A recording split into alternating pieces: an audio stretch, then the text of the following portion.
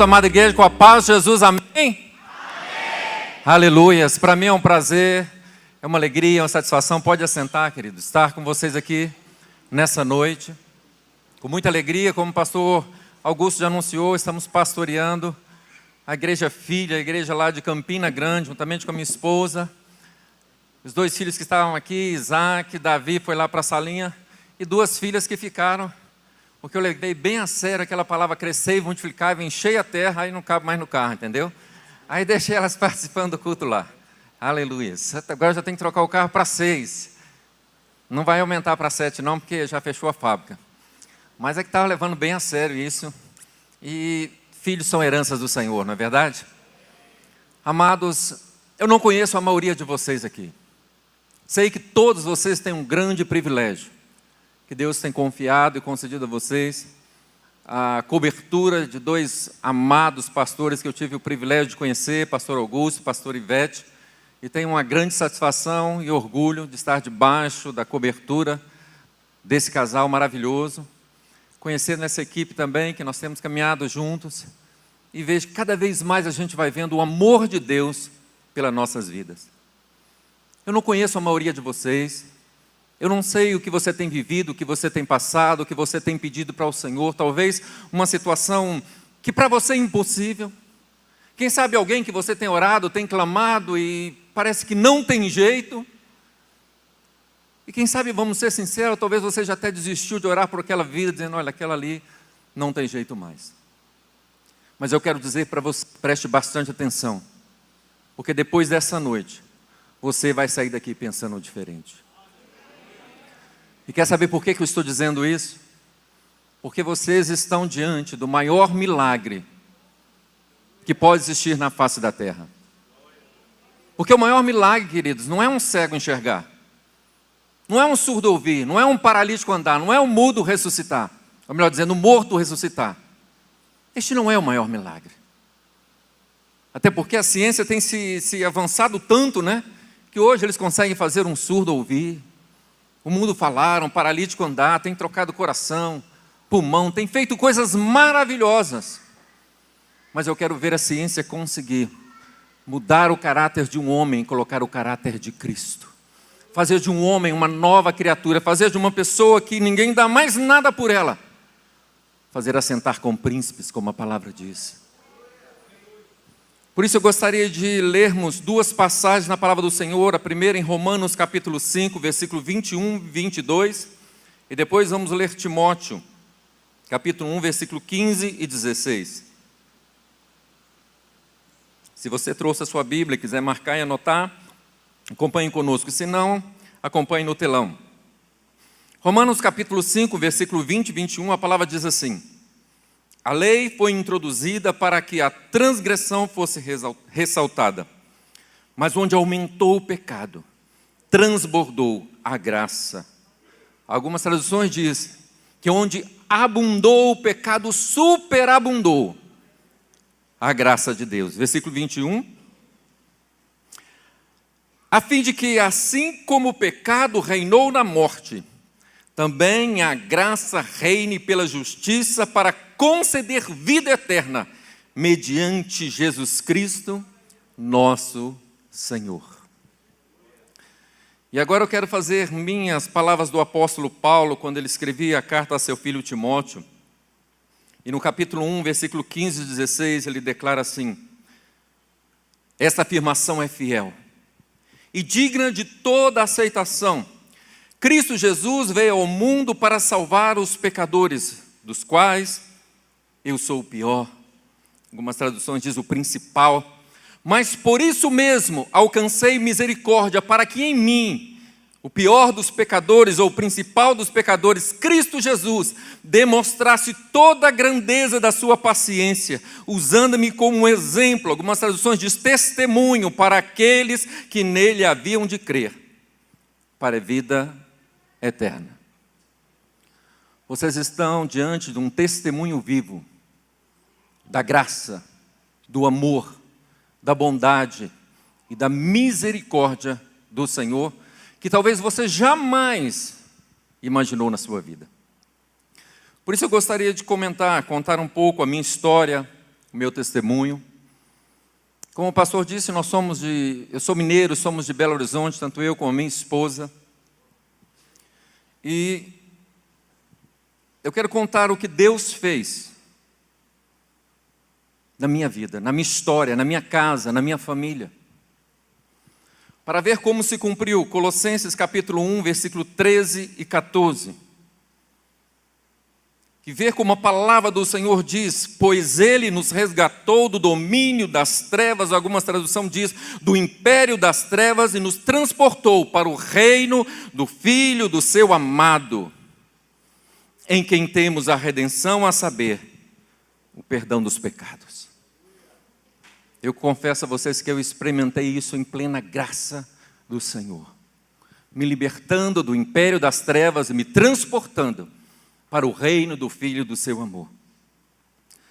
Eu era de uma família de baixa renda, 4 irmãos, um pai descendente de negro e de índio, um homem muito severo, teve uma criação muito severa, muito violenta, e só pôde reproduzir isso também com seus filhos.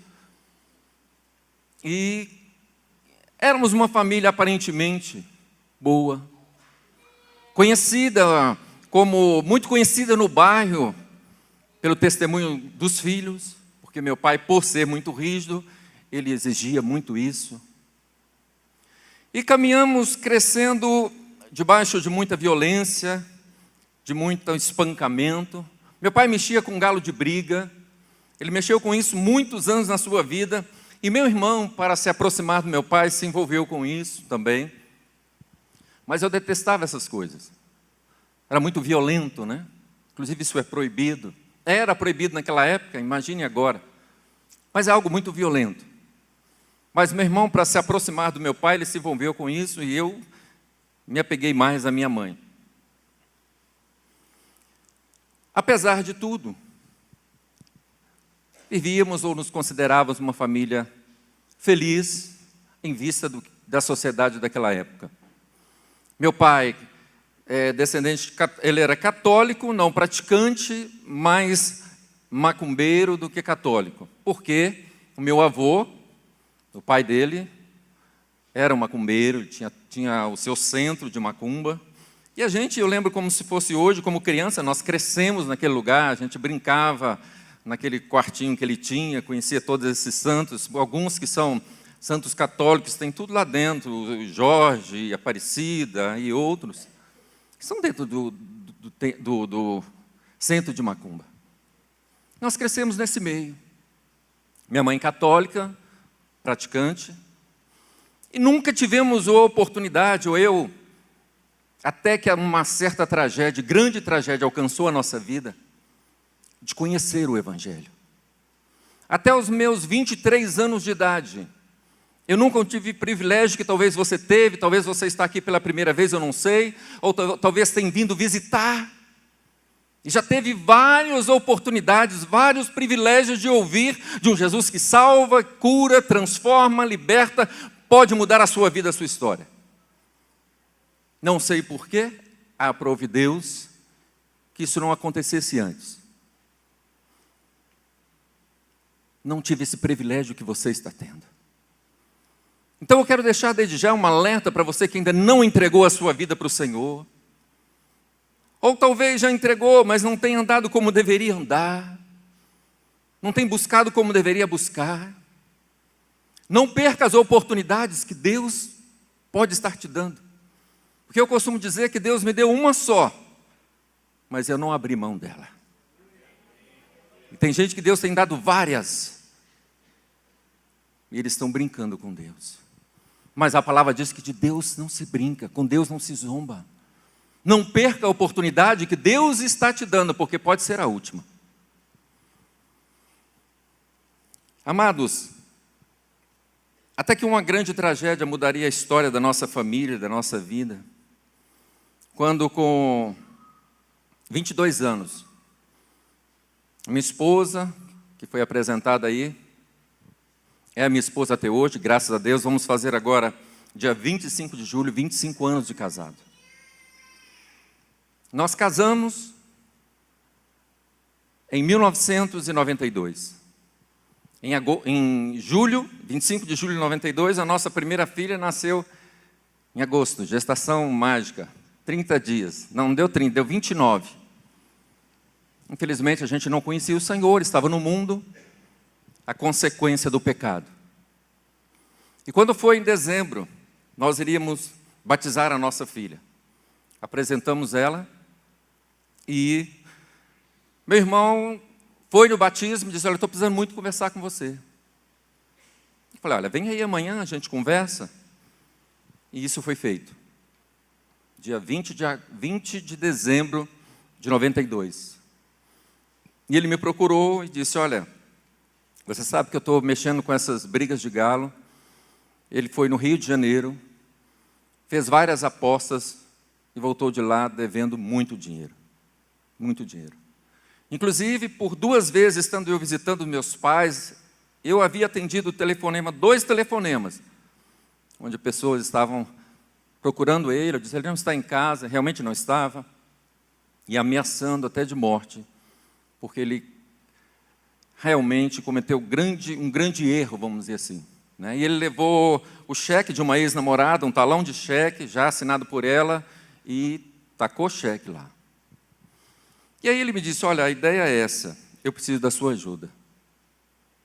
Porque eu não sei como resolver isso. Se o nosso pai ficar sabendo disso, não sei o que vai ser. E eu planejei um assalto. E eu preciso que você me ajude. Amados, nós éramos muito unidos. Porque já que meu pai era um homem muito violento, eu não tinha amor nem respeito pelo meu pai, eu tinha medo. Assim o meu irmão, a mesma coisa. Nós éramos um para o outro, o irmão, pai, amigo, conselheiro e tudo que precisasse. Ele sabe disso. Mas antes não, só ficou sabendo depois que eu comecei a testemunhar sobre isso. Que eu não queria ajudá-lo. Mas como dizer não para aquele que sempre estendeu a mão para você? Sem conhecer Deus. Aquele que sempre te ajudou. No meu casamento, por exemplo, foi ele que praticamente me deu tudo na minha casa. Com cheque sem fundo, é verdade, mas deu. E para mim era o meu herói. Como de normal para um filho, o herói é ser o pai, o meu herói era meu irmão. Meu pai, para mim, não era o meu herói. Cuidado, pai, você que está aqui. Deus te deu uma grande responsabilidade. Deus nos deu uma grande responsabilidade. Ser referência para os nossos filhos. Ensinar no caminho que deve andar. Existe um ditado que é muito certo. Olha, fale com o teu filho o máximo que você quiser. Mas não esqueça de uma coisa. O que ele vai seguir é o seu exemplo. Seja um exemplo de pai. Para que depois você não tenha no seu coração o pior sentimento. Porque o pior sentimento não é a perca. O pior sentimento não é ter dado errado. O pior sentimento é o sentimento de culpa. Por não ter ajudado, não ter ensinado, não ter feito o que deveria ter sido feito. E eu disse, mas como é que nós vamos fazer isso? Como é que você está planejando isso? Olha, está tudo pronto, é só você ir comigo amanhã cedo e nós resolvemos esse problema meu e nunca mais mexo com isso. Mas nós nunca fizemos isso, nunca mexemos com isso. E acabei aceitando ajudá-lo. E no dia 24 de dezembro, melhor dizendo, 23 de dezembro de 92, nós fomos pela manhã numa casa fazer um assalto. Entramos naquela casa para fazer um assalto, o dono da casa estava lá, e nós não fizemos um assalto. Nós não estávamos preparados para aquilo. Nós nem sabíamos, na realidade, o que estávamos fazendo. Nunca tínhamos feito algo errado na nossa vida. E acabou que o assalto não deu certo, se tornou virando um sequestro. E esse sequestro terminou com a morte de uma criança de 5 anos de idade. Foi algo muito impactante para a nossa cidade, para o nosso estado, até para o nosso país. E deparamos com uma verdade da palavra, trazendo sobre nós o salário do pecado. O salário do pecado. Porque no dia 7 de janeiro, meu irmão estava sendo preso. E 2 dias depois, eu estava me apresentando. Depois daquela morte da criança, nós discutimos muito. E eu disse para ele, olha,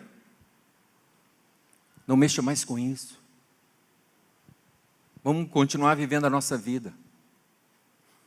Mas como ele estava realmente numa situação muito complicada, ele continuou tentando um resgate.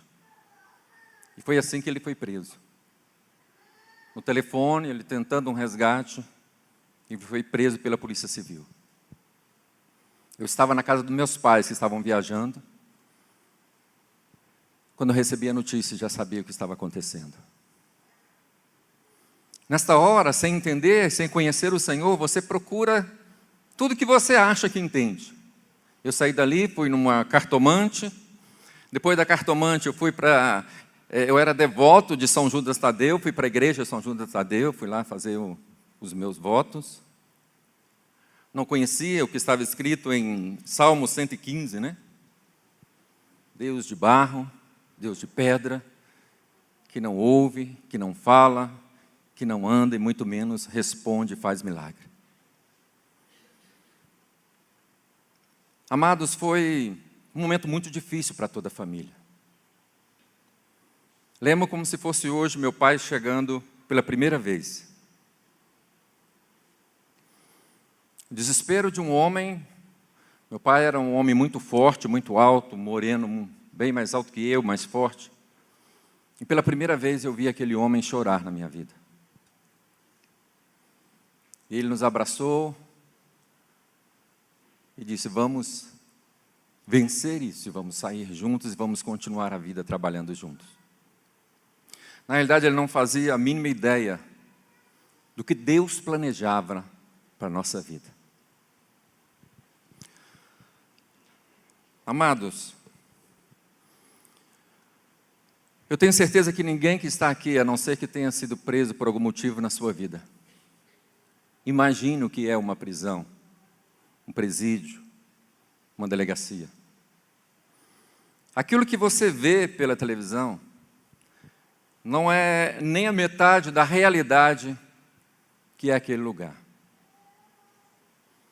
Eu costumava dizer lá com as pessoas naquele lugar, que ali era, para não dizer o inferno, a porta dele. Onde vidas e mais vidas,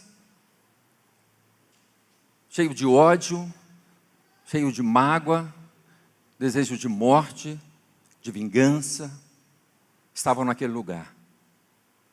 Muitas delas cheias de demônios, de espíritos malignos,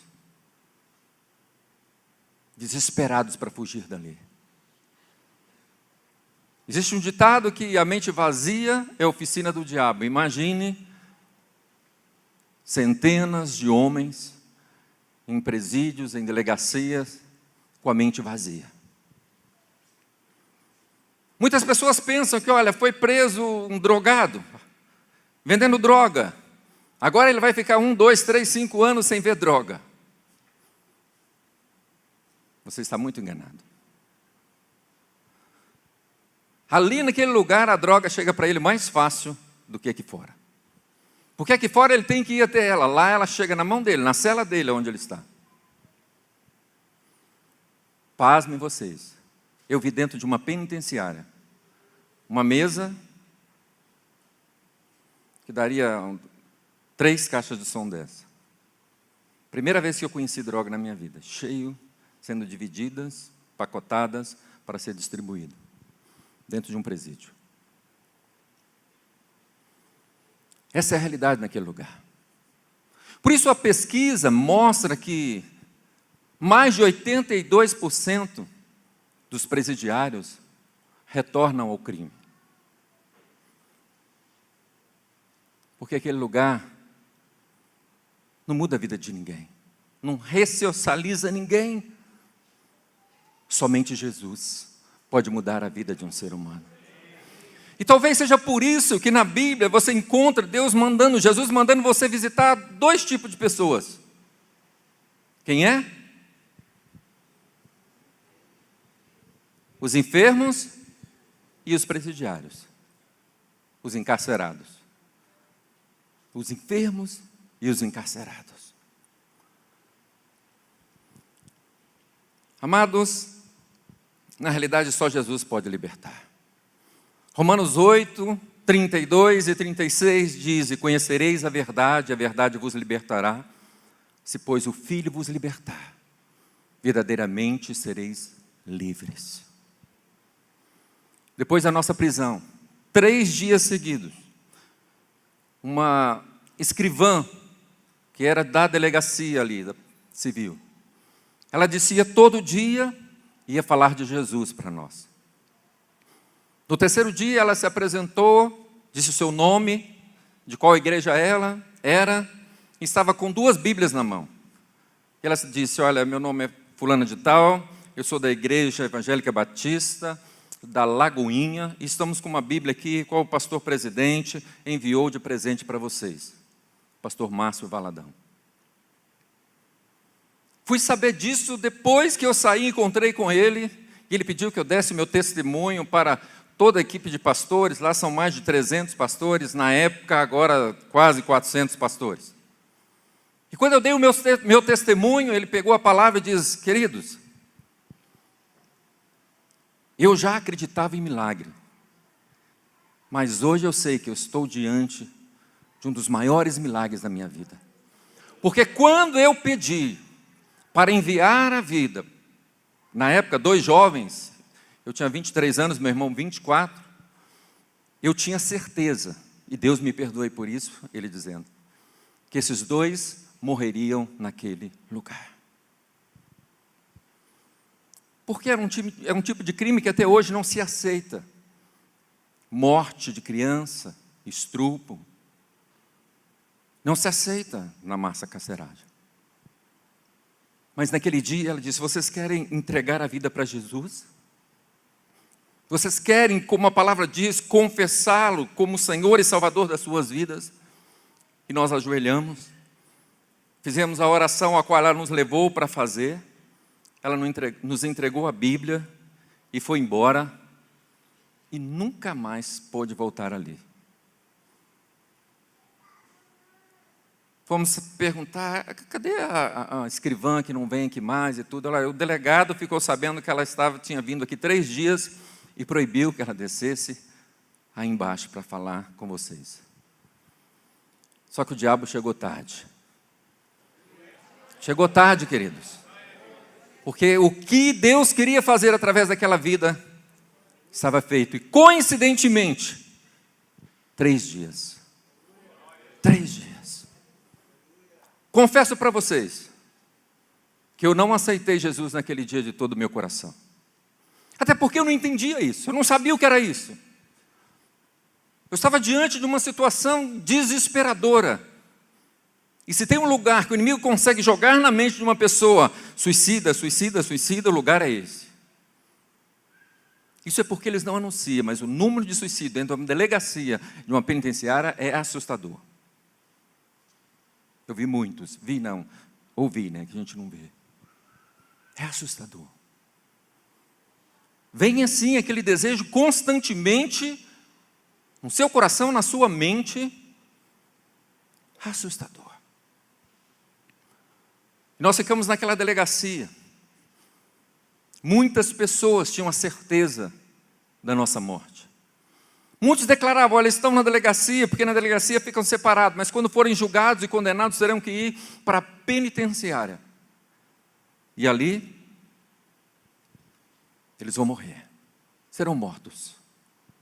Porque isso não é aceito no meio dos presos.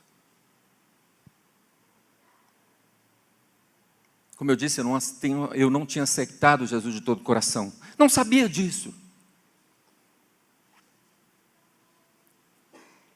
E eu fui tentar o meu primeiro suicídio. Era alta madrugada, nós estávamos em 8 na cela, todos estavam dormindo, eu peguei um fio de alta tensão que ficava atravessado lá para ligar a televisão que tinha lá, eu arranquei aquele fio, entrei no banheiro, fechei a porta, a janela era bem alta, lá tinha um balde onde a gente lavava as roupas, eu peguei aquele balde, coloquei ali, subi em cima dele, subi naquela janela, amarrei ali, fiz uma corda, coloquei no pescoço e ia pular daquele lugar. Quando eu ouvi claramente uma voz dizer assim para mim: você já pediu perdão a Deus pelo que vai fazer? Eu assustei com aquilo, tirei aquilo do pescoço, era religioso, desci e fui pedir perdão a Deus. Lembro essa oração como se fosse hoje. Eu coloquei o meu rosto num pó e disse: Senhor, perdoa pelo que eu vou fazer, eu não aguento mais. Envergonhei muito os meus pais, cuide deles, pela decisão que eu vou tomar agora. Senhor, cuide da minha esposa e da minha filha e arrume uma pessoa que seja um bom marido para ela e um bom filho. Porque apesar de ter sido enganado e ter sido cegado totalmente pelo inimigo, eu era uma boa pessoa. Pelo menos aparentemente, um bom esposo. Estava começando ali uma caminhada de pai, era um bom filho. E quando eu disse isso para Deus, eu caí num pranto profundo, profundo, profundo. E quando eu parei de chorar, era como se o Senhor tivesse chegado ali, tirado aquela angústia, aquele desejo de morte do meu coração, e havia uma paz dentro de mim que eu não sabia explicar. Na época eu não sabia, queridos, mas depois que eu passei a conhecer a palavra, eu entendi o que aconteceu ali. Quando diz Tiago, capítulo 4, versículo 8, aproxime de Deus e Ele se aproximará de vocês. Pecadores, limpe as mãos, e vocês que têm a mente dividida, purifique o seu coração. Aquela voz veio até mim para que eu aproximasse de Deus, para que Ele pudesse se aproximar de mim e não permitir que eu fizesse o que o inimigo gostaria que eu fizesse. E quando eu olhei para aquele fio pendurado, eu lembro que eu pensei comigo: meu Deus, o que eu ia fazer com a minha vida? Eu tirei aquilo dali e continuei e orava. A gente sempre quer saber o porquê, o porquê, o porquê, o porquê. E eu confesso para vocês, humanamente, até hoje, eu não consigo explicar o porquê. Passamos e vivemos tudo isso. Mas espiritualmente eu tenho certeza que nós estávamos sendo usados pelo inimigo. Justamente, queridos, no dia que tudo aconteceu, eu e a minha esposa, meu pai e minha mãe, estávamos fazendo uma campanha de Bezerra de Menezes. 7 terças-feiras. Nós tínhamos que, aquele dia não podia ter relação sexual durante 24 horas. Tínhamos que forrar a cama com um lençol branco, colocar uma garrafa com água aberta. Tínhamos que deitar o casal nu, cobrir com lençol branco, fechar os olhos, fazer uma reza, fechar os olhos, porque segundo os espíritos onde nós fomos, declaravam que o espírito de Bezerra de Menezes ia entrar naquele quarto, ia abençoar aquela água, ia visitar o nosso corpo, tirando toda doença, toda enfermidade. Eu e minha esposa na minha casa, meu pai e minha mãe na casa dele, e seríamos visitados por aquele espírito. Primeiro engano. Mesmo que fosse verdade que esse espírito existisse, ele não pode ser onipresente. Ele não pode estar em todos os lugares, Então ele era um mentiroso. Era demônios. Porque era no mesmo horário. Meu pai estava na casa dele, no mesmo horário eu estava na minha casa. Como ele visitaria os dois no mesmo horário? Eram demônios, querido. E justamente na última terça-feira, na 7ª terça-feira, foi que tudo aconteceu. Mas a gente não tinha entendimento disso, não tinha conhecimento dessa verdade. O desespero era muito grande naquele lugar, queridos. Naquela delegacia, nós ficamos 4 anos e 5 meses. E começamos a ter experiências da consequência do pecado. Porque em 95, em fevereiro de 95, em janeiro meu sogro morre do coração. E em fevereiro meu pai falece num acidente de carro. O único conforto do nosso coração é que 3 meses antes do acidente, ele havia se convertido. Primeiro eu me converti juntamente com meu irmão. E mesmo sem muito entendimento, começamos a orar pelas nossas famílias. E aí a minha irmã mais nova se converteu, a minha mãe se converteu, a minha irmã do meio se converteu. Meu pai era aquele que o coração era duro, ele detestava a crente. Talvez por isso nós nunca tivemos a oportunidade de ouvir falar de Jesus. Ele detestava a crente. Mas um dia, não sabemos o que aconteceu, sabemos que ele teve uma experiência com Deus, que ele nunca quis dizer. Mas ele foi nos visitar, nós estávamos em Belo Horizonte, na delegacia, e depois ele foi para onde meus pais, minha mãe e minhas irmãs estavam, numa cidade do interior, e ele vai. Quando ele chega em casa, minha mãe conta que ele diz, olha, arruma que nós vamos para a igreja. Só que ele sempre levava elas para a igreja católica. Sempre quando ele ia, levava elas para a igreja católica. Minha mãe conta que na mesma hora minhas irmãs começaram a chorar, ela disse, olha, não fale nada. Ele sempre foi um homem muito duro, muito autoritário. Foram, se arrumaram, entraram no carro sem dizer nada, e o caminho para a igreja que elas frequentavam era a Assembleia de Deus. Era o mesmo caminho da igreja, a igreja católica, a igreja matriz. Só que quando passa em frente à igreja Assembleia, ele para o carro, fecha a janela, puxa o freio de mão, já desce e já vai andando. Minha mãe desce, minhas irmãs descem, minha mãe diz para as minhas irmãs, não falem nada. Era numa terça-feira, ele havia nos visitado às 15 horas da tarde. Às 7h30 ele estava entrando naquela igreja. Não sabemos o que aconteceu na caminhada de Belo Horizonte a esta cidade. Mas sabemos que meu pai foi direto para uma igreja, chorou o culto, e olha que terça-feira em Assembleia de Deus era culto de doutrina. Ele chorou o culto todinho. E como o pastor já sabia a nossa história, já sabia quem ele era, mesmo no culto de doutrina, ele perguntou, quem está aqui que quer aceitar Jesus? E meu pai foi à frente chorando. Entrega a vida para Jesus. Com 2 meses e meio é batizado. Mas com 3 meses Deus o leva. E em meio a essa caminhada, Deus levanta um profeta e diz assim, manda dizer para nós, o que eu faço agora tu não entendes, mas vai compreender depois. E depois ele fez nos entender que aquela morte foi para a salvação.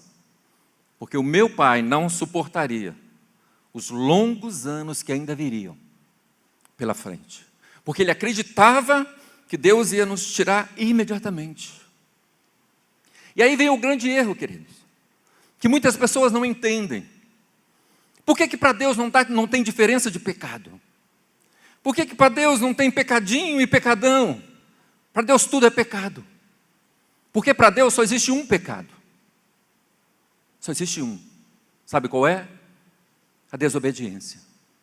Para Deus se mentiu, desobedeceu. Se roubou, desobedeceu. Então para Deus não tem diferença de pecado. Todo pecado para Deus chama desobediência. Agora todo pecado tem uma consequência. Aí está a diferença. Porque com 23 anos de idade eu fui condenado a 24 anos de prisão. E meu irmão com 24 anos de idade foi condenado a 28 anos de prisão. E aí, eu quero dizer outra coisa para vocês. A única justiça que não falha é a justiça de Deus. Porque havia uma jovem conosco, ex-namorada do meu irmão, que era inocente. E foi condenada a 18 anos de prisão. Inocente.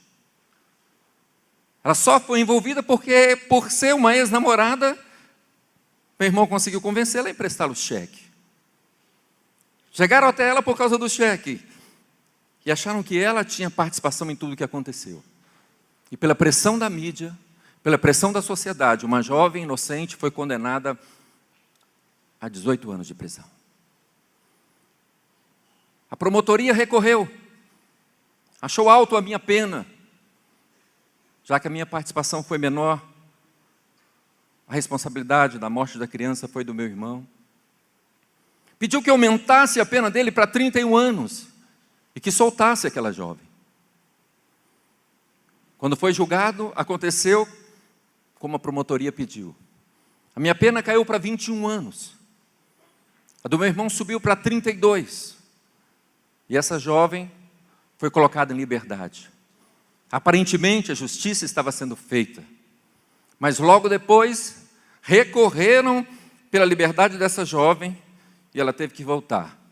Condenada a 18 anos de prisão, ela tirou cerca de 8 anos encarcerada, sendo inocente. 8 anos sendo inocente.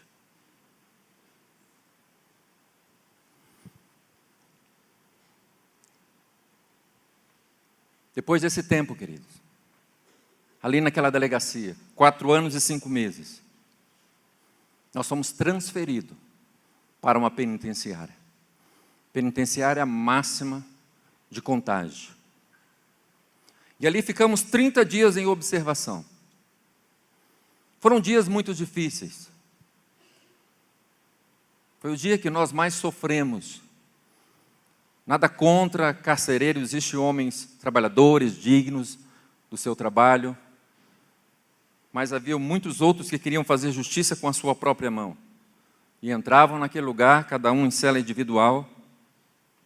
E todo dia nos dava uma surra. Estava ali para nos proteger.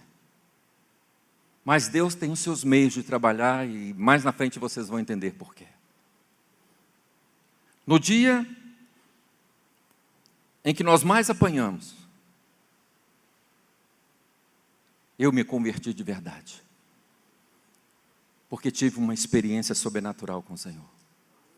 Entrou cerca de 8 homens, uns encapuçados, outros com cacetete, e bateram à vontade. De uma forma para não machucar muito. E depois saíram. Foram no meu irmão e depois foi embora. E quando eles saíram, fecharam a porta, eu ajoelhei naquela cama de pedra, porque nós não tínhamos colchão, e comecei a orar ali. Eu disse: Senhor, eu ouvi falar do Senhor neste lugar. Eu não sei se quando eu entreguei a minha vida para o Senhor foi de todo o coração, mas hoje eu faço uma aliança com o Senhor. E esta aliança, Senhor, eu quero conhecer a Tua Palavra para pregar a Tua Palavra aonde o Senhor me enviar. E eu quero fazer uma aliança que se um dia o Senhor perceber que eu vou sair da Tua presença, tire a minha vida, porque eu quero ser fiel ao Senhor até a morte. Amados, de repente, eu estava orando, abri um pouco os olhos e me assustei. Lá era tudo fechado e só havia bem no alto uma gretinha bem fininha para o ar entrar. Mas não entrou só o ar ali. Entrou uma luz que eu nunca tinha visto na minha vida. E confesso que me deu medo naquela hora, não sabia o que era aquilo. Uma luz forte clareou aquela cela, aquele lugar terrível. Tudo fechado, as portas eram toda lacrada. Só abria uma portinha para dar a comida, dar a água, o que foi, e fechava. Mas aquele lugar ficou numa claridade maravilhosa. Meu coração começou a disparar. Eu disse: Jesus é o Senhor, né? O Senhor está selando a aliança que eu fiz com o Senhor. Mas de olho fechado, porque eu estava com medo. E comecei a orar, a falar com Ele. Mas quando eu abri os meus olhos, aquela luz tinha passado. Estava tudo normal de novo. Mas eu sabia que naquele dia a minha vida tinha mudado. O Senhor tinha me visitado. Porque naquele momento, naquele dia, realmente eu rasguei o meu coração para me render a Ele, a sua vontade, os seus sonhos, o seu propósito.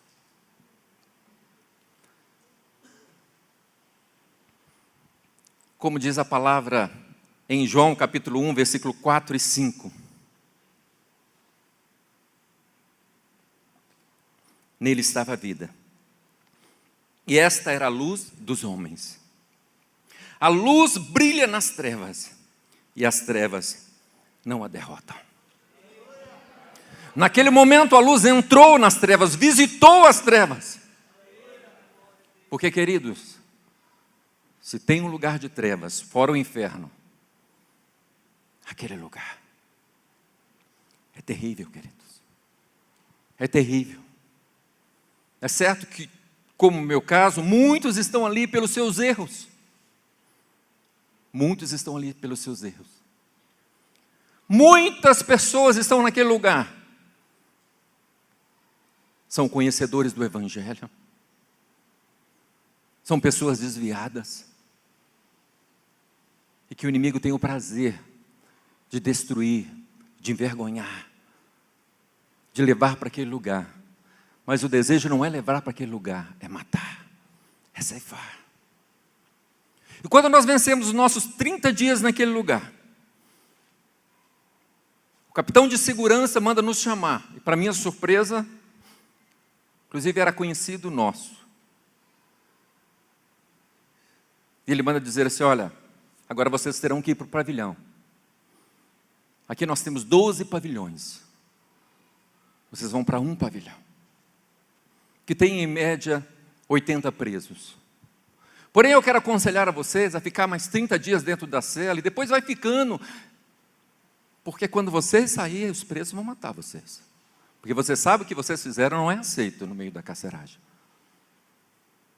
E a gente não pode fazer nada, porque o pátio onde vocês tomam sol vai estar todos os presos, o agente onde ele fica dentro de uma gaiolinha, só depois é que pode fazer alguma coisa. Então, fiquem na cela.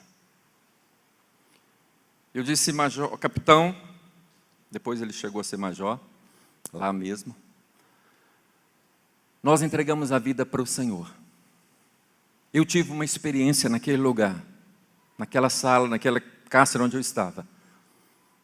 Eu fiz uma aliança com Deus. E eu tenho certeza que Deus vai nos guardar neste lugar. Ele diz: olha, só chamei vocês, estou avisando, porque é minha obrigação.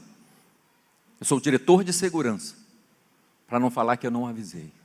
Vocês agora serão levados para o pavilhão. Fomos para um pavilhão, chegamos lá à tarde, entramos, cada um para uma cela,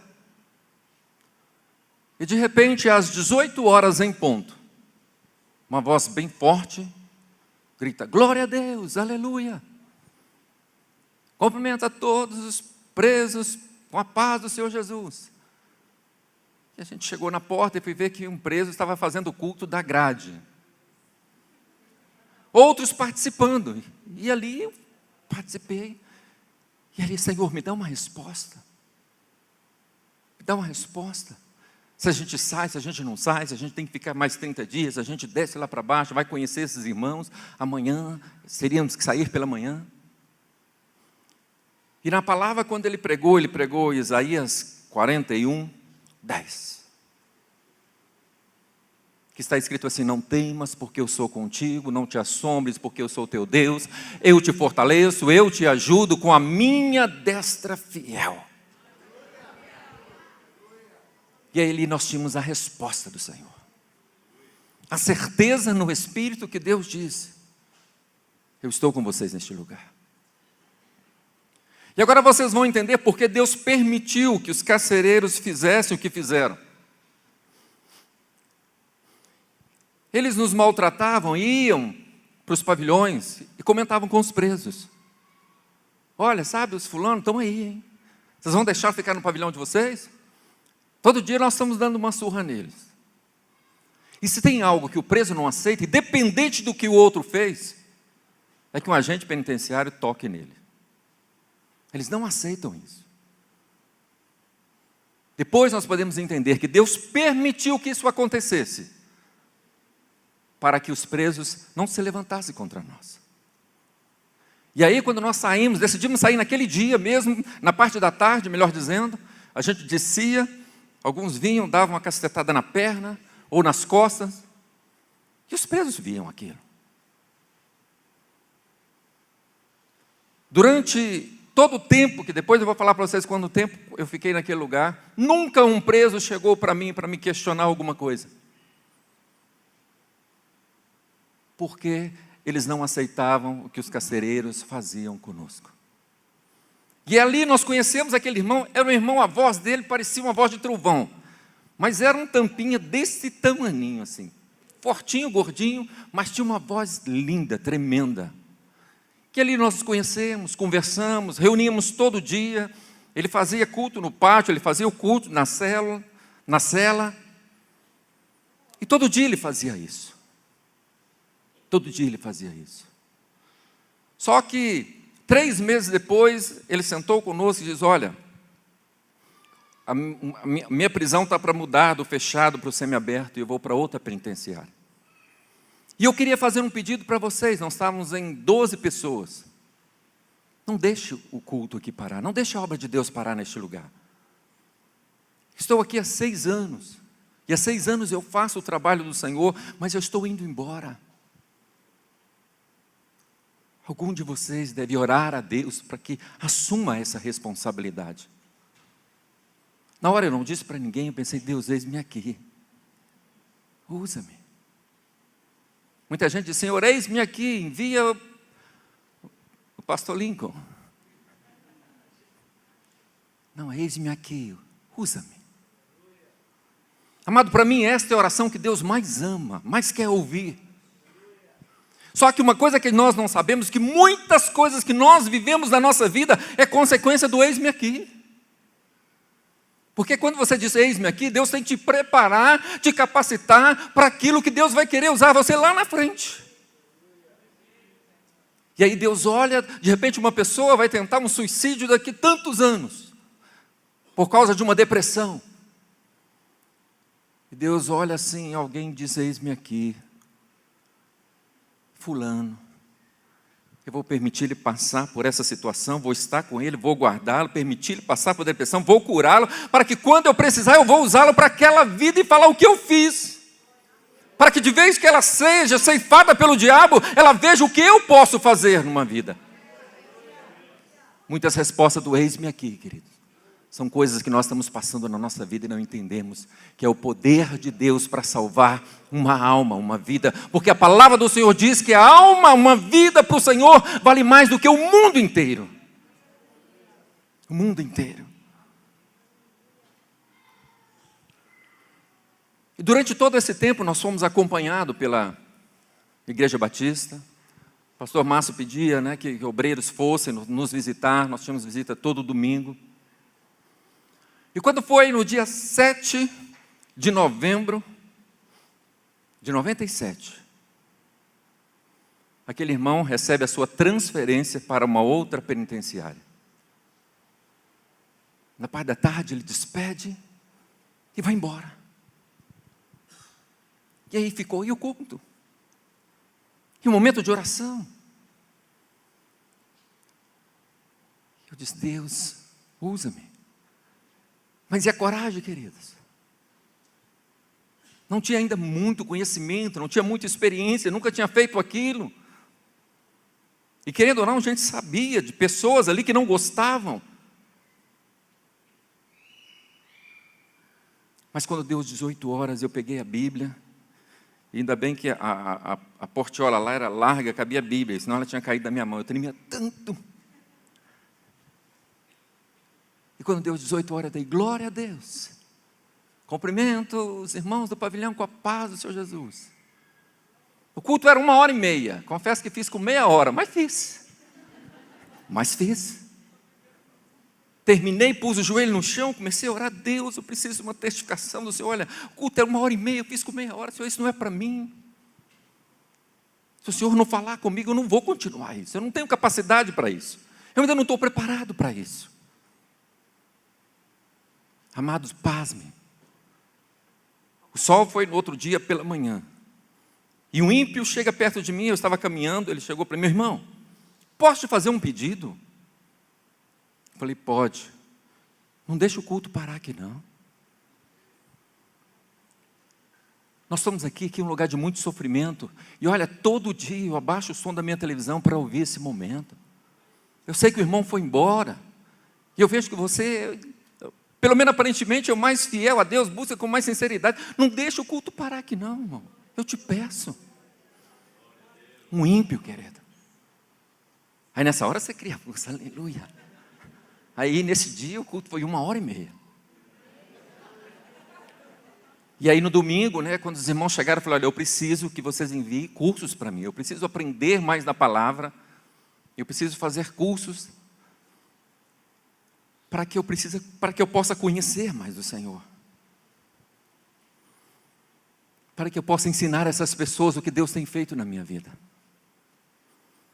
Queridos, talvez a experiência de você, muitos não acreditavam na minha conversão. Quantos presos também chegou, e que interessante, esse mesmo que pediu para mim não parar o culto uma vez, chegou para mim e disse, irmão, você está com essa Bíblia, isso é lero-lero, né? Você está só escondendo aí até a poeira baixar, depois fica tudo tranquilo. Policiais, quando ia ter batida, quando ia ter geral nas celas, falavam a mesma coisa. Mas como isso doía? Para quem realmente rendeu o seu coração ao Senhor, como isso dói. Não crer na sua entrega, na sua fidelidade. Eu colocava o meu joelho no chão, orava ao Senhor.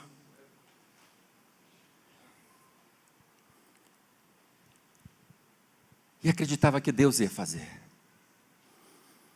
Até que, ao conhecer e ouvir o trabalho que estava sendo feito naquele pavilhão, nós fizemos uma carta ao diretor para que nós pudéssemos ter uma igreja naquele pavilhão. Eu fiz uma carta para ele e enviei aquela carta. Primeiro oramos, pedimos aos irmãos que orássemos e enviamos para ele. E aí ele manda me chamar lá. Diz, qual é a ideia de vocês? Eu disse, diretor, olha, o senhor conhece o nosso trabalho, eu tenho certeza que tem chegado ao ouvido do Senhor tudo que tem acontecido, a paz que existe naquele pavilhão. Existe uma sala grande, era até uma sala bem grande, vazia.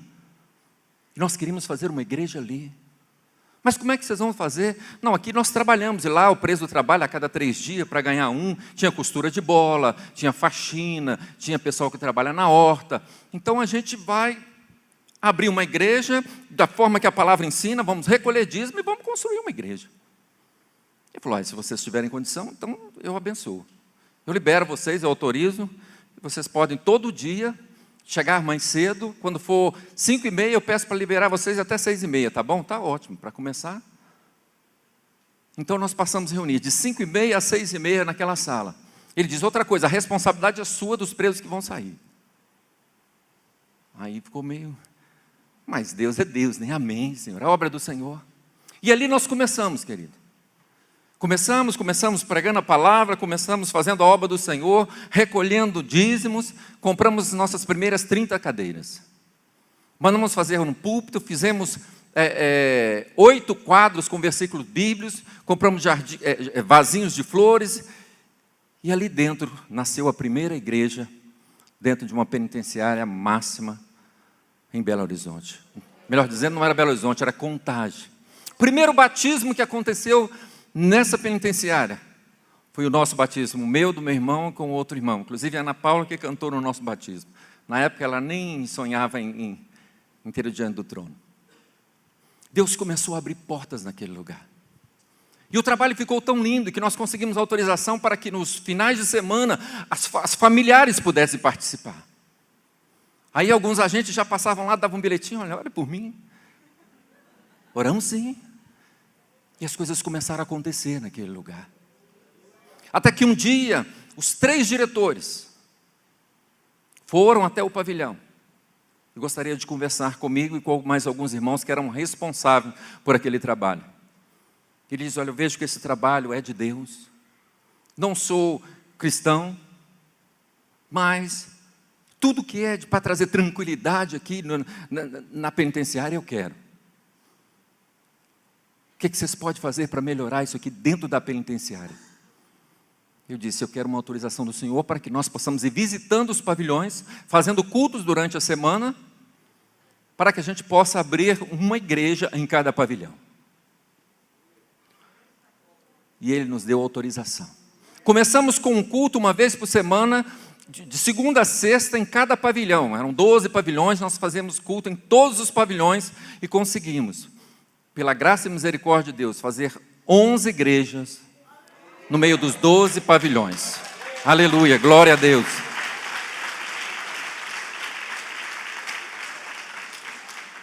Só não conseguimos no pavilhão, que era o pavilhão de segurança, porque ali não tinha jeito. A gente só poderia fazer culto ali porque eles não podiam sair, eles não podiam tomar sol, era segurança e castigo. Então não foi autorizado fazer uma igreja ali. Mas nós íamos toda semana, nós íamos lá, 7 irmãos.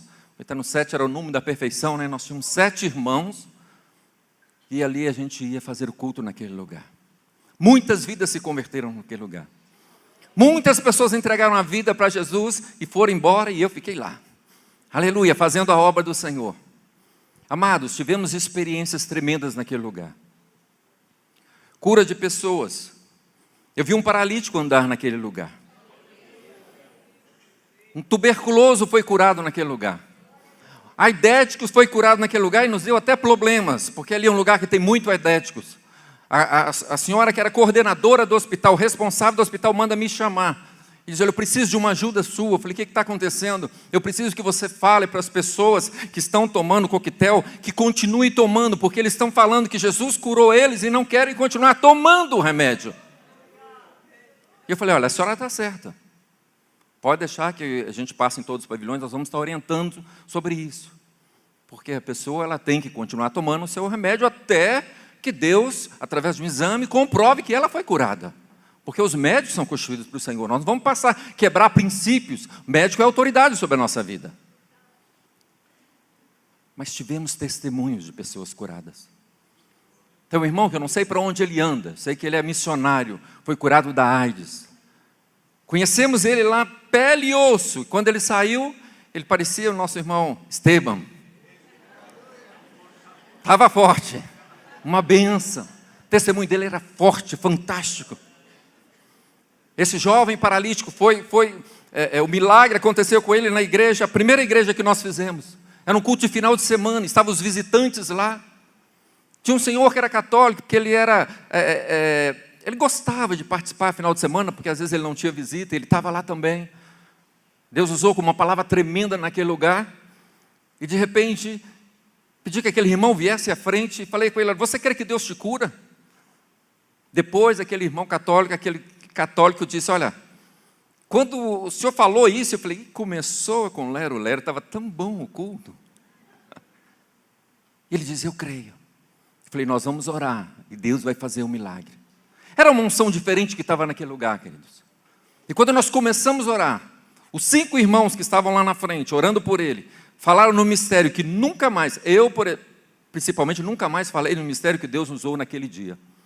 E começamos a falar em mistérios, a mão estendida, tanto que pessoas que estavam por fora do pavilhão com visita e não foram no culto, pensou que tinha visitante ali, porque a língua acaba você conhecendo, e era um mistério diferente, e de repente aquela cadeira começa a balançar, aquele barulho, e aí sua fé aumenta mais ainda, né? Deus opera, e de repente ele dá um pulo, e sai marchando ao redor do púlpito. Aqui não vai dar para me fazer, mas ele sai como se estivesse marchando ao redor do púlpito, marchando, e de repente ele faz assim, pá, e para. Nota que ele estava fadigado, cansado, e eu perguntei, o que aconteceu? Ele diz que quando nós orarmos, quando a cadeira começou a tremer, Deus falou com ele: veja o demônio que te prendia. E ele olhou e da sua cintura para baixo, tinha 1 ano e 9 meses que ele não andava, da sua cintura para baixo havia uma serpente enrolada.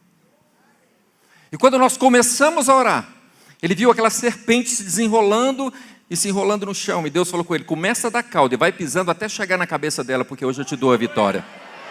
E ele saiu pisando, até esmagar a cabeça daquela serpente.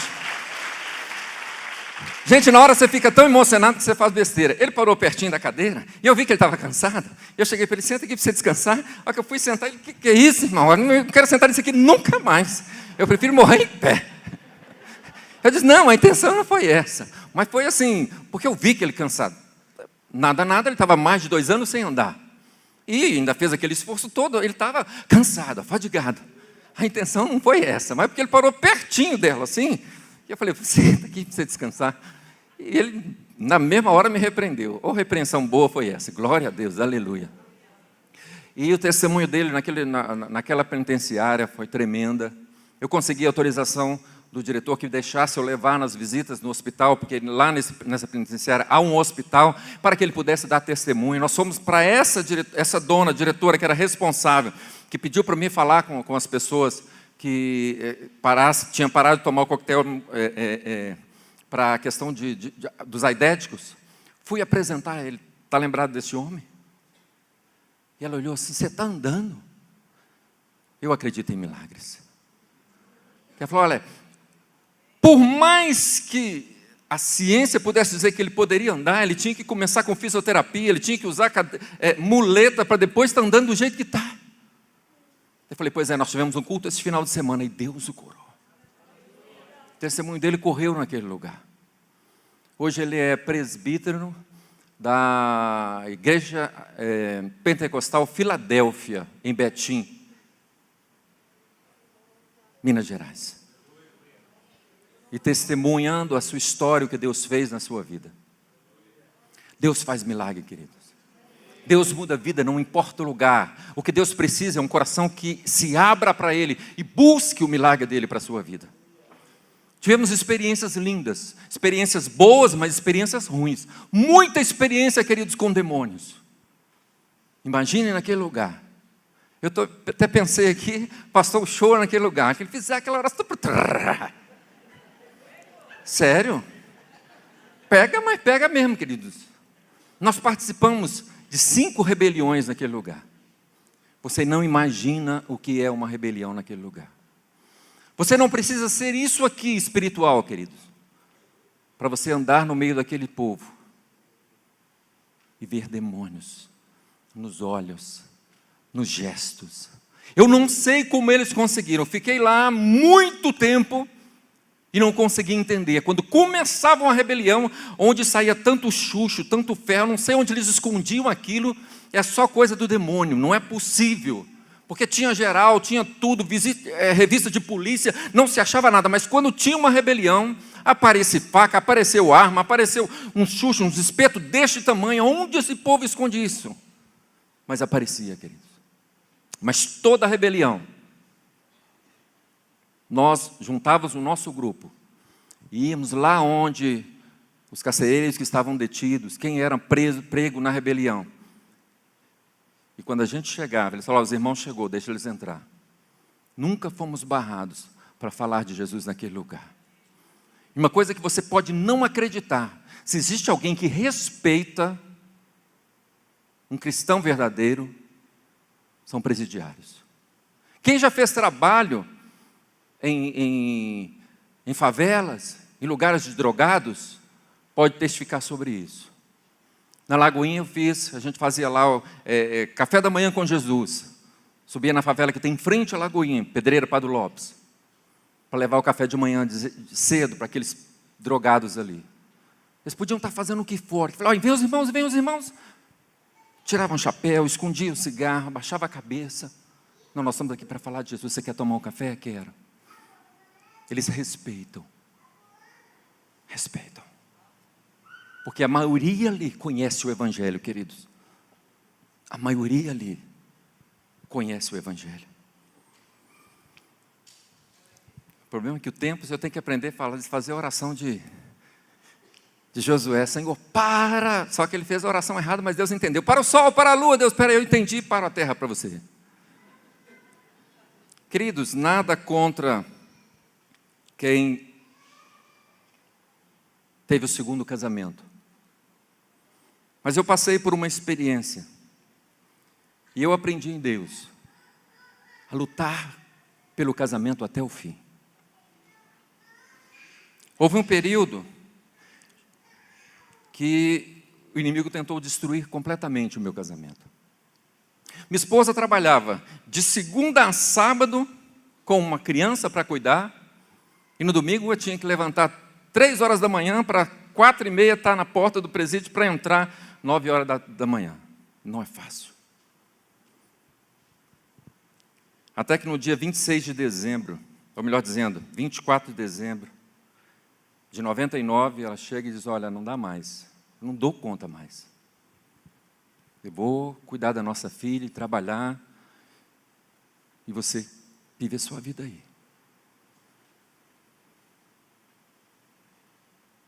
Ela não estava errada. Ela não estava errada. Que vida eu podia dar a ela? Eu estava dando a ela. Ela tinha que lutar sozinha. E a sua vida não foi fácil, sofreu muito. Ela que tem vergonha de falar em microfone, se ela contasse o que ela viveu, o que ela passou, talvez a minha experiência seria nada em vista do que ela viveu. Mas eu havia aprendido a lutar diante de Deus. A lutar. 2 dias depois, nós tivemos um culto que a gente fazia lá uma vez por mês, chamado culto de confraternização. Convidava irmãos de vários ministérios para ir lá para o pavilhão, e cada dia uma igreja era responsável por aquele culto, para não ter problema de igreja, é minha, é aquilo. Não, então várias igrejas eram divididas para cada mês fazer aquele culto. E no dia 26 de dezembro, terminou o culto, eu passei, fui no banheiro, quando eu voltei, era uma irmã da Deus é Amor. Primeira vez que ela tinha ido lá, ela virou para mim e disse, irmão, eu não te conheço, mas o Deus que eu sirvo te conhece e mandou te dar um recado. Falei, pode dizer, irmã, que Deus uniu, não separe o homem. Na realidade, era o que eu queria ouvir mesmo, né? Eu falei, então Deus, eu vou pagar preço, Depois desta palavra, eu fiquei 1 ano, 1 mês e 15 dias, 14 dias, sem Deus me falar mais nada, sem ver minha esposa. E aí o inimigo tenta. Queridos, eu recebi naquele lugar revelação, dizendo assim, olha, Deus não me mostra mais a sua felicidade com a sua esposa, Ele mostra a felicidade sua com aquela irmã ali. Misericórdia mesmo, irmã. Porque não era isso que eu estava pedindo a Deus. Falei, meu Deus, quando eu entrei para dentro da célula, Senhor, mas eu estou pedindo ao Senhor restauração do meu casamento. Senhor, eu vou pregar, eu desejo pregar nos 4 cantos dessa terra onde o Senhor mandar, mas como é que eu vou pregar de restauração de família, se o Senhor não restaurar a minha família? E aí, algum tempo depois, eu recebo uma profecia, profecia, e Deus diz, eu posso casar de novo. Eu falei, mas que coisa. Mas casar de novo, não tinha nem divorciado ainda. Depois uma irmã que gostava muito de mim, chegou até mim, irmão, olha, o que está acontecendo é isso, isso e isso. É porque aquelas irmãs estão interessadas em você, vendo a sua vida, a sua busca com Deus, e está seduzindo, enganando essas irmãs que são amigas dela para falar isso, que não é Deus que está falando. Aí naquele dia eu disse para Deus, Deus, a partir de hoje eu não aceito nenhuma palavra que não venha do Senhor. E Deus me deu 2 sonhos. O primeiro sonho, havia chovido muito, e eu saía na rua, e vinha aquelas águas sujas, mas elas não tocavam em mim, elas se abriam. Uma jorrava num buraco e a outra no outro. E quanto mais eu ia andando, elas se abriam. E eu vi 2 pessoas sendo carregadas pelas águas. Quando eu olhei de longe, era minha esposa e a minha filha. Só que as 2 vinham do mesmo lado. Eu falei, Senhor, como eu vou fazer? Só que minha filha veio primeiro, eu peguei ela pela mão e minha esposa foi direto. Eu acordei muito desesperado com aquilo, pus o joelho no chão, orei, Senhor, não entendi esse sonho, me revela, me fala, Senhor, o que o Senhor quis dizer com isso? Depois, quando eu deitei, eu sonhei de novo. E eu estava indo fazer um velório na casa de um amigo. Conhecia muito bem o lugar, cheguei, quando eu cheguei, estava cheio de pessoas, as pessoas todas olharam para mim, mas na minha mente, naquele momento, no sonho, eu pensei, olharam para mim porque chegou a pessoa que vai fazer o culto fúnebre.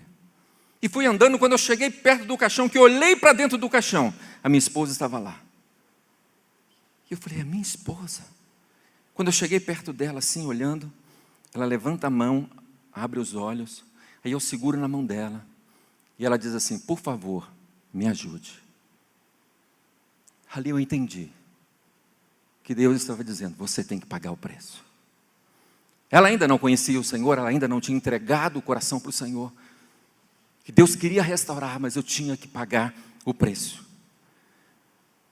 E quando fez 1 ano certinho, havia terminado o culto de confraternização, 1 ano certinho, no outro mês de dezembro do outro ano,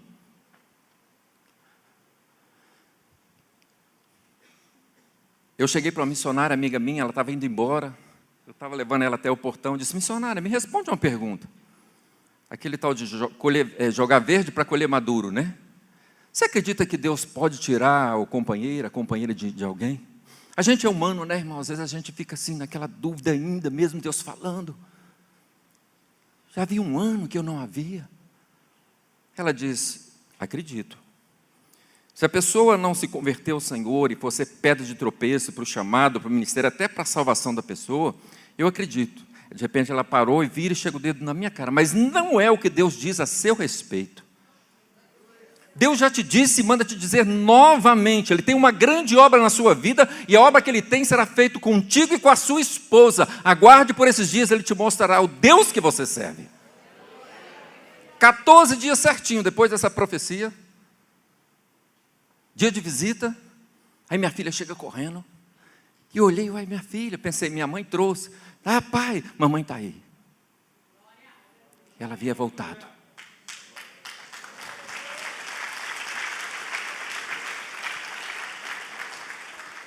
E aí desci, fui conversar com ela no pátio de visita. Lembro como se fosse hoje. Quem sofre mais são os filhos, querido. Ela chegou assim, nós estávamos perto, eu cumprimentei minha esposa pegando na mão. Minha filha chegou aqui e olhou assim, uai, vocês não vão beijar não? Criança é uma benção, né? Aí, filha, vai brincar que papai e mamãe vai conversar. E ali nós sentamos, conversamos. E ela falou que estava muito cansada, né, por esse tempo todo, tudo que ela tem passado, tudo que ela tem sofrido, mas que ela me amava e que não dava para ficar assim, que tínhamos que tentar de novo e tudo. Se eu a perdoava por essa decisão que ela tomou. E ali nós começamos novamente uma restauração. Uma restauração, querido. E alguns meses depois, uma gravidez, onde veio a nossa segunda filha, chamada Bruna. Eu ainda brinquei que o nome da Bruna era Restauração, né? Porque aí já veio para restaurar e selar mesmo. Lembro que nesse momento, quando ela viu que estava grávida ali, foi aquela alegria no coração. E Priscila, que foi a nossa primogênita, foi quem escolheu o nome da Bruna. E vamos resumir por causa do tempo.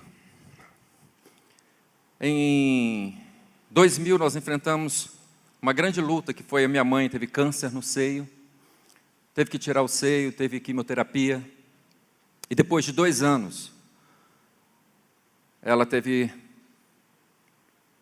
80% do seu fígado tomado pelo câncer e também o seu pulmão. Pensa numa luta com Deus. Pensa em como muitas vezes nós queremos que Deus faça a nossa vontade e não a dele. Queridos, mas eu lutei com Deus. Eu não aceitava que minha mãe fosse morrer. Quantas vezes eu falei com Deus, Deus, pela misericórdia, o Senhor só usou essas mãos para curar pessoas neste lugar. Cura minha mãe. Eu colocava a mão na altura do fígado dela, do pulmão dela, e orava e ministrava a cura, e tinha certeza da cura. Só que as palavras que Deus enviava era, entrega porque eu vou levar.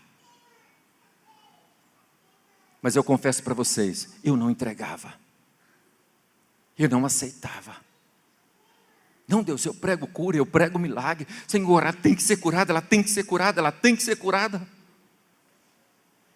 Tanto que dos 4 irmãos, o único que foi pego de surpresa, na realidade de surpresa porque eu quis, fui eu, quando a notícia chegou. Deus recolheu sua mãe. Porque eu não entreguei. Nós não nascemos para isso. Nós não fomos criados para isso. O pecado é que trouxe isso. Nós não fomos criados para perder um ente querido. Nós não fomos criados para ser separado de alguém que a gente ama. Mas o pecado trouxe isso. A consequência do pecado trouxe isso. Esse corpo vai perecer.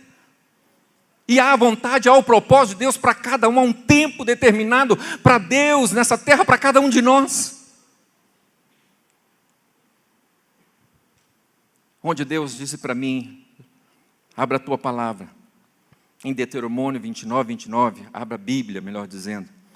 E quando eu abri, lá estava escrito assim: as coisas encobertas pertencem ao Senhor, o nosso Deus. Mas as reveladas pertencem a nós e aos nossos filhos para sempre, para que sigamos todas as palavras dessa lei. Se eu quero manter isso em oculto, quem é você para questionar? Um simples vaso de barro, né? E até hoje eu não sei. Ele não quis me dizer. Isso foi em 2003, 10 de janeiro de 2003. Quem sabe você questiona alguma coisa para Deus. Mas Ele é Deus, querido. Ele faz do jeito que Ele quer, como Ele quer, porque Ele sabe o que é melhor. Ele pode ver o amanhã, nós só temos o agora, nós não temos nem o hoje. Eu não sei se meia-noite de hoje eu vou estar vivo, você também não sabe. Nós só temos o agora, e é o agora, nós temos que viver segundo a vontade dEle, e não a nossa. Porque Ele conhece o amanhã. Ele conhece a eternidade. Nós só temos o agora. Só o agora. E Deus a levou. Nesse ano de 2003, eu tive 3 grandes decepções ali. A primeira foi essa perca da minha mãe. A segunda foi a perca de uma vida naquele lugar. Um senhor de 73 anos, que nós com muita luta, muito sacrifício, conseguimos ganhá-lo para Jesus. Ele estava muito feliz, muito bem, ia até se casar. Estava tudo pronto para o casamento dele ser feito. Com o casamento dele, seria, na realidade, o 8º casamento feito naquele lugar, que Deus nos deu graça e misericórdia para fazer.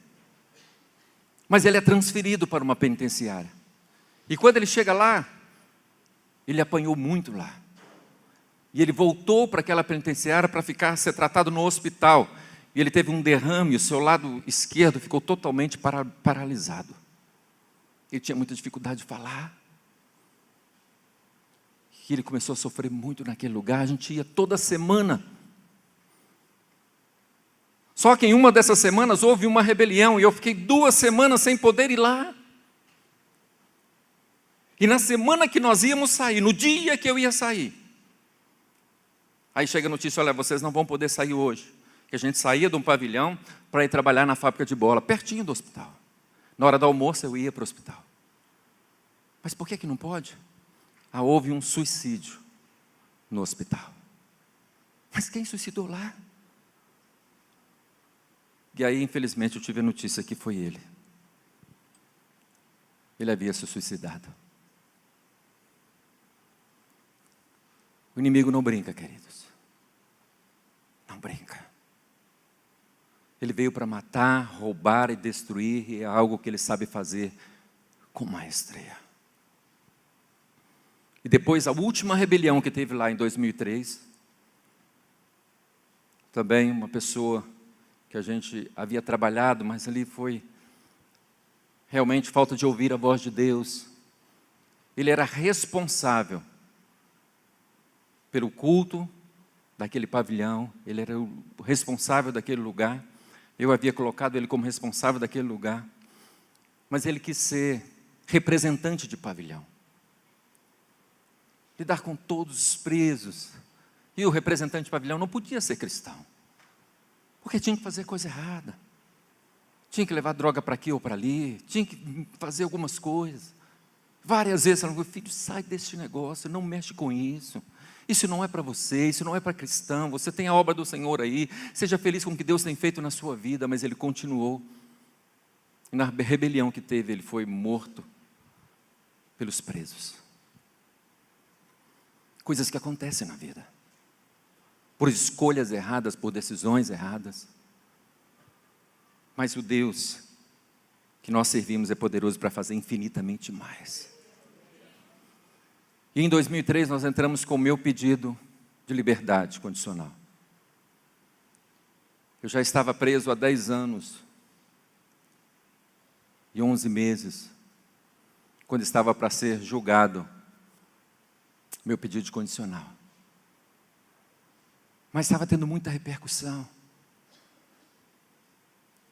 E muitas pessoas não acreditavam que eu ia sair. E aí, como a experiência é ouvir a voz de Deus, eu fui para o joelho: Deus, me dá uma resposta para que eu descanse no Senhor. É o momento ou não é? E a palavra que Ele me deu está em Lucas capítulo 1, versículo 23. Lucas 1, 23, quando eu estava orando, quando se completou o seu período de seu serviço, na tradução que Deus me deu, revista e atualizada, quando completou-se o tempo do seu ministério, ele voltou para casa. Ali eu tinha certeza que o momento havia chegado. O juiz era juiz difícil. Muitos tinham certeza que ele não ia me dar. Mas aí tem irmãos intercessores aqui que sabem dizer muito bem sobre isso. Você pega o nome daquela pessoa, põe no joelho e: papai, é este coração que eu quero que o Senhor incline em meu favor. E no dia 24 de dezembro de 2003, a porta se abriu e eu saí daquele lugar. Aleluias.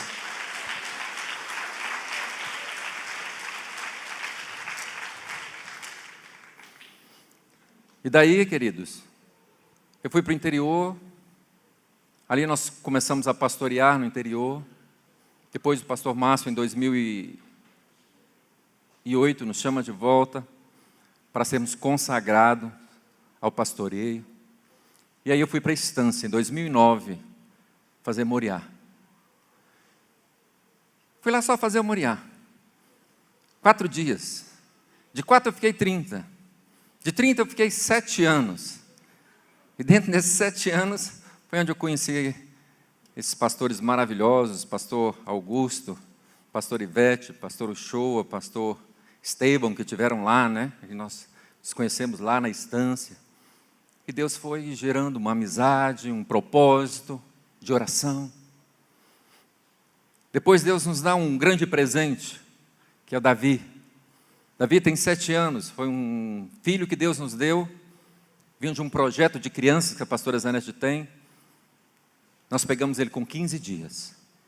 E com 3 anos, ele estava sendo nosso filho, nós temos a adoção dele e a certidão saída no nosso nome. Presente de Deus. Deus havia feito uma promessa que nos daria um filho.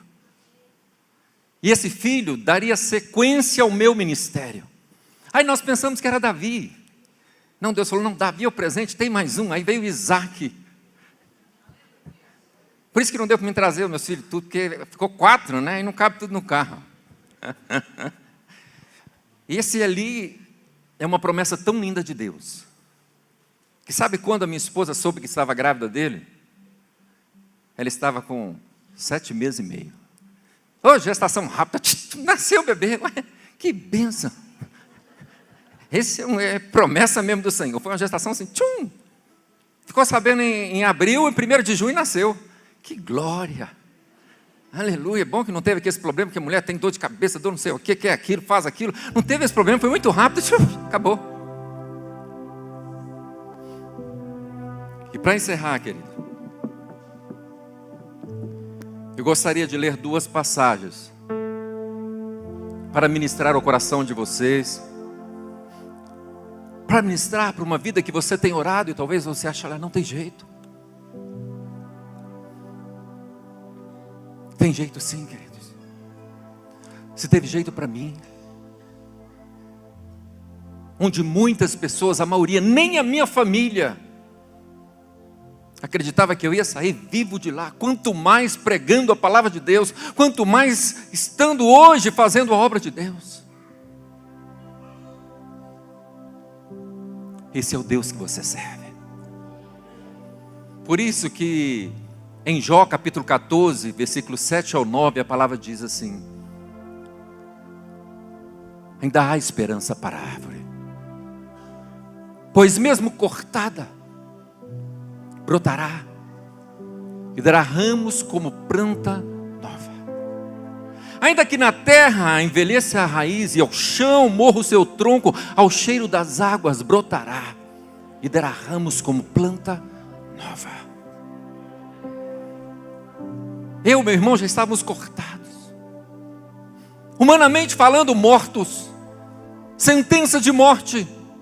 Mas eu quero dizer para você, qualquer área da sua vida, a última palavra não é do homem, não é do juiz, não é do advogado, não é do promotor, não é do médico. A última palavra sobre a minha vida, sobre a sua vida, ela é de Deus. E ninguém pode mudar isso, ninguém pode mudar isto. Porque um dia minha mãe orando, falando: Deus, meus filhos. Deus disse para ela: são 2 escolhidos, que eu vou trabalhar e mudar a vida deles naquele lugar. Vou usá-los naquele lugar, por isso vão ficar um bom tempo, para salvar vidas através da vida deles.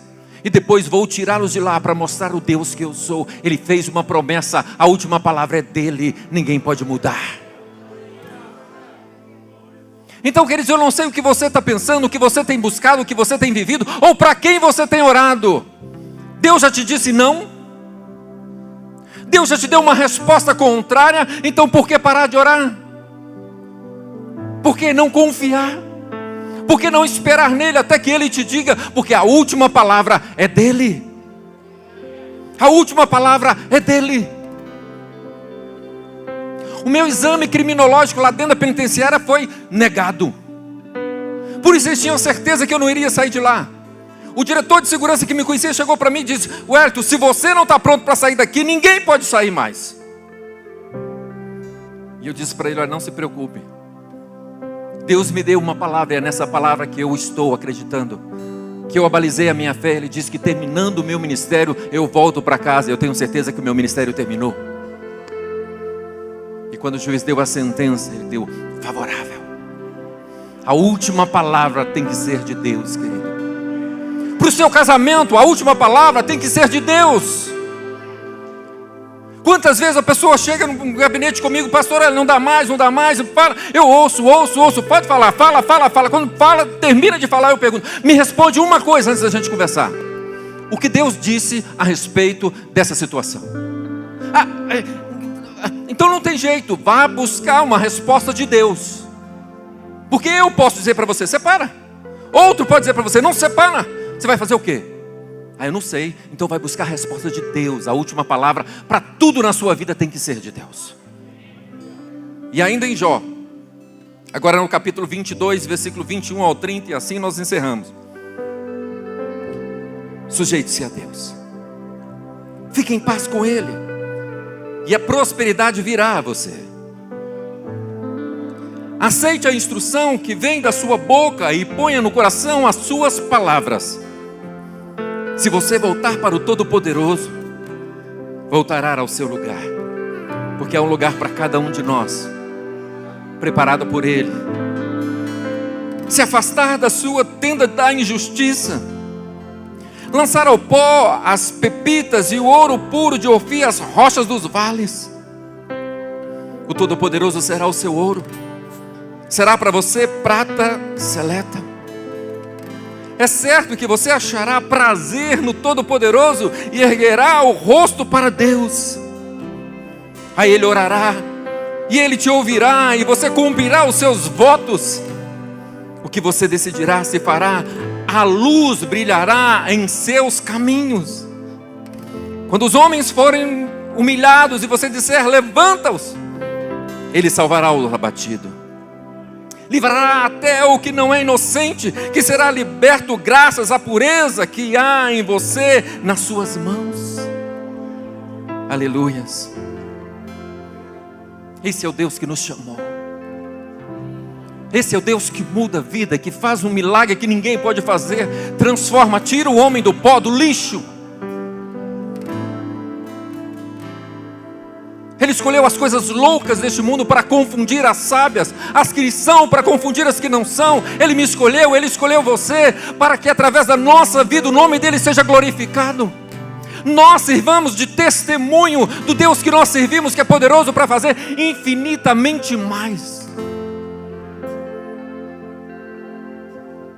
Por isso eu quero te perguntar nessa noite: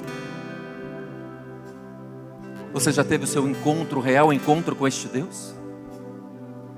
Você já entregou a sua vida totalmente a Ele, plenamente nas mãos dEle? Ou se você já fez isso algum dia, mas por algum motivo você parou, você esfriou, você não vive mais essa comunhão com Ele, eu te convido sem constrangimento nenhum, levantar a mão aí no seu lugar, nós queremos orar por você. Se tem alguém aqui no nosso meio que ainda não entregou a sua vida, ou se por algum motivo você se afastou, desviou dele, mas hoje quer voltar para esse Deus que traz à existência aquilo que não existe, eu te convido